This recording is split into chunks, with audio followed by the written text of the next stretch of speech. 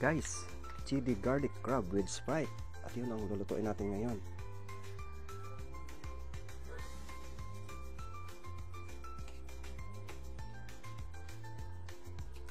Guys, isang masarap na seafoods dish ang ating lulutuin ngayon. Ito ang chili garlic crab with Sprite. And welcome sa Panlasang Pinoy, Lutong Jamie. Para sa episode na ito, luluto tayo ng chili garlic crab with Sprite. Ito yung aking lulutuin. 1 kilong crab.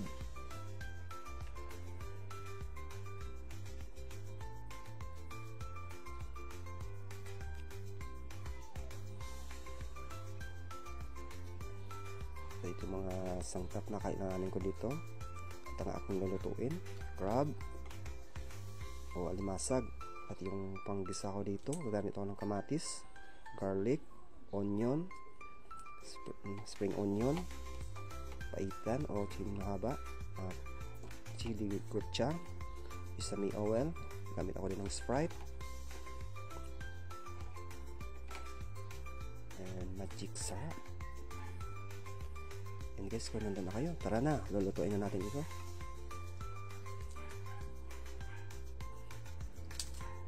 Una, nagluto ako dito sa malaking kawali at naglagay na ako ng panggisa ko dito at nilagay ko na yung crab at halo-haloin na natin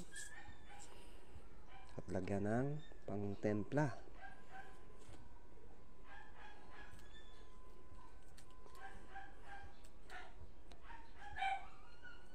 At lulutuin na natin ito sa Sprite. Lagyan natin ng konting petsin at asin at saka yung magic syrup. Gamit ako ng Sprite, isang maliit na Sprite.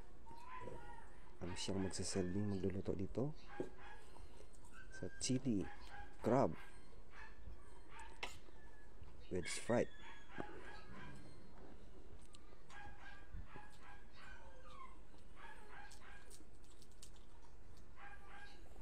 Halo-haloin na natin hanggang sa maluto at mag-absorb na lahat ng mga lasa. Guys, ito na ang ating finished product, chili garlic crab with Sprite. Thank you so much and God bless you all.